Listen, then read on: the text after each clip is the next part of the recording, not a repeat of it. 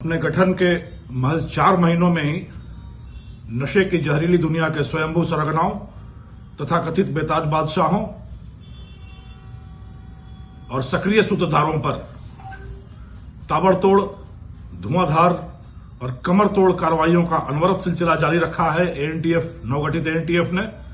और आज 25वीं बड़ी कार्रवाई करते हुए ऐसे अपराधियों पर वज्रपात करने की सिल्वर जुबली बनाई है एएनटीएफ ने। 25वीं कड़ी के रूप में आज हाथ आया है मेवाड़, मध्य प्रदेश और राजस्थान के सीमावर्ती जिलों का कुख्यात तस्कर कंवरलाल पुत्र ओंकार लाल, निवासी निकुंभ, चित्तौड़, राजस्थान। यह राज्य के टॉप 25 में शामिल था। पिछले 4 वर्षों से फरार रहकर मेवाड़ और मारवाड़ की सरजमी पर लगातार नशे का कारोबार फलने फूलने और पनपाने का दुरूह कार्य बड़ी आसानी से करता रहा कंवरलाल। अपनी फरारी के दिनों में यह मध्य प्रदेश में गायब रहा।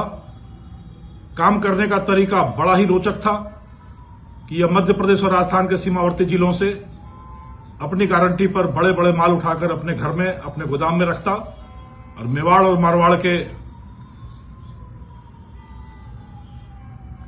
फुटकर खुदरा विक्रेताओं को एक ढाबे पर बुलाता और वहां से उनकी गाड़ी स्वयं अपने गोदाम पर ले आकर भरकर लाकर दे देता।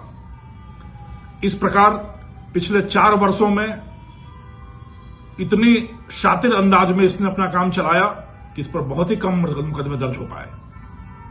पिछले 17 वर्ष में आधा दर्जन से ज्यादा प्रकरण इस पर दर्ज नहीं हो पाए। न तो यह अपने ग्राहकों को अपना ठिकाना बताता और कई ग्राहकों को यह अपना नाम रमेश या दिनेश बताकर रखता। पर कहते हैं कि जब पैसा आता है तो उसी के साथ नए शौक भी जगने लगते हैं। बड़ी बड़ी गाड़ियों का शौक, किसी पर विश्वास नहीं करना और खुद ही गाड़ी चलाकर ग्राहकों से डील करना, यह इसकी फितरत में शामिल था। ऐसे ही करीब 1-2 महीने पहले किसी गाड़ी में डील पर जाते हुए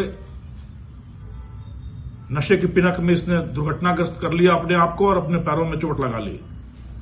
मुखबिर के माध्यम से सूचना यह मिली कि यह फर्जी नाम से उदयपुर के किसी अस्पताल में इलाज करा रहा है और इलाज कराता रहेगा।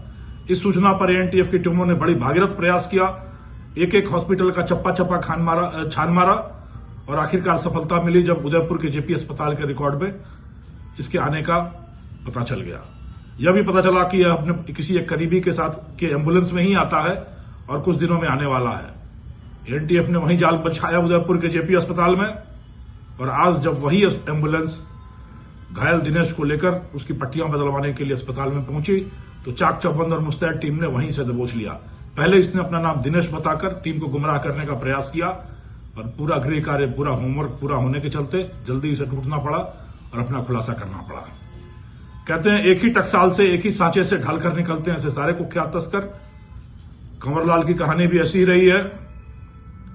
8वीं में फेल होने के बाद आवारागर्दी करना, पिता के द्वारा किसी रोजगार में लगाने का प्रयास करना, फिर दूरस्थ इलाके में महाराष्ट्र में काम सीखने के लिए भेजना और महाराष्ट्र के होटलों में वेटर का काम करते हुए नशे के व्यापारियों की आमद रफ्त देखी, उनकी समृद्धि देखी, उनका बड़ा जीवन देखा और उसमें फिसल गया कंवरलाल।